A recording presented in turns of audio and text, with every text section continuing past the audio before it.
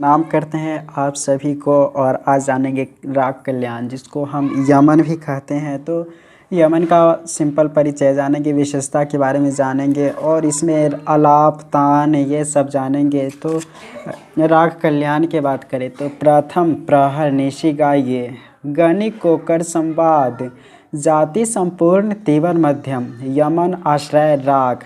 इस बात में ही लिखा हुआ है कि इस राग की रचना अपने ही नाम वाले थाट अर्थात कल्याण से मानी गई, यानी कि कल्याण थाट से उत्पन्न है ये राग कल्याण।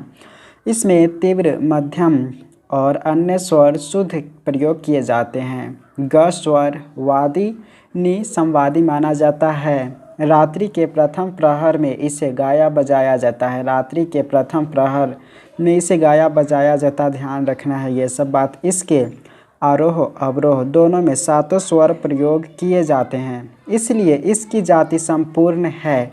संपूर्ण मतलब समझ गए, ये पूरा बातें जान गए इसका बारे में। उसके बाद है कि आरोह में क्या क्या स्वर प्रयोग किए जाते हैं। तो ये सा रे ग, तो देख सकते क्योंकि यहाँ पर ग इसका वादी है, नि संवादी है, तो ज़्यादा ग प्रयोग होगा। सा रे ग म प, फिर ध नि सा, फिर इसको इससे भी होता है, नीचे से भी गा लिया जाता है, नी रे ग म ध नि सा। अवरोह की बात करें तो इसका सा नि ध प और म ग रे सा। इस तरीके से आप जब रागों को सीखिए तो इस तरीके से गाइए। पकड़ है, पकड़ में नी मतलब नी रे ग रे प रे नी रे सा। तो इस तरीके से इसकी आरोह अवरोह पकड़।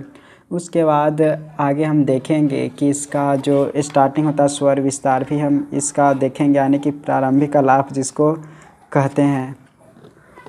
तो विशेषता इसकी देखते हैं, राग यमन की विशेषता के बारे में जानते हैं। तो राग यमन की विशेषता है कि मुसलमानों ने इसे यम अथवा ईमन कहना शुरू किया, किंतु इसका प्राचीन नाम कल्याण है। अतः इस जो यह राग है, इस राग के दो नाम हैं, यमन अथवा कल्याण।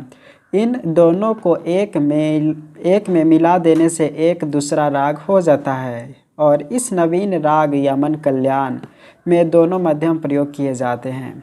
यमन कल्याण में शुद्ध म केवल आरोह में दो गंधारों के बीच प्रयोग किए जाते हैं। दो गंधार के बीच में जब आरोह, यहाँ पर केवल अवरोह में दो गंधारों के बीच प्रयोग किया जाता है। यहाँ पर जैसा कि एग्जाम्पल में देख रहे हैं, प म ग रे, फिर नी रे सा। तो यहाँ पर देख सकते हैं ग और ग के बीच में हुआ, तो यमन कल्याण में इसका प्रयोग किया जाता है। अन्य स्थानों पर आरोह अवरोह दोनों में तीव्र म प्रयोग किया जाता है। तो कुछ ऐसे भी स्थान पर तीव्र म भी प्रयोग किया जाता है, जैसा कि यहाँ पर देख रहे हैं, नी रे ग म प, फिर प म ग म, फिर ग रे नी रे सा। तो इस तरीके से ये भी प्रयोग किया जाता है।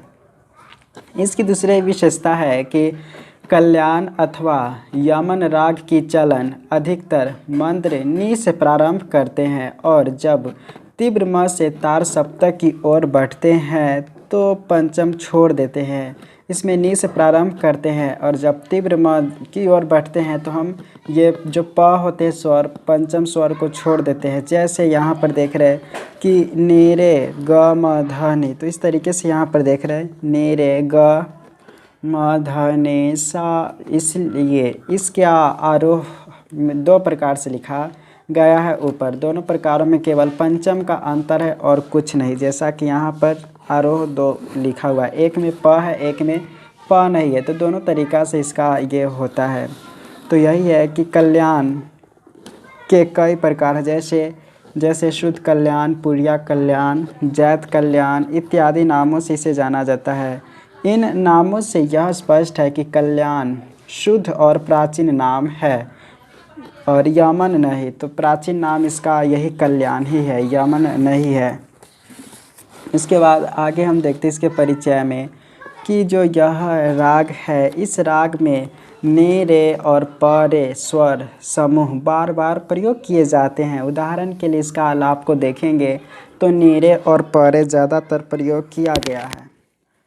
और चौथा मतलब पांचवी विशेषता है कि कल्याण इसका आश्रय राग तो है ही। आश्रय राग भी कहा जाता है कल्याण राग को, क्योंकि इसका कारण यह है कि जिस थाट से इसका जन्म माना गया है उसे भी कल्याण कहा गया है।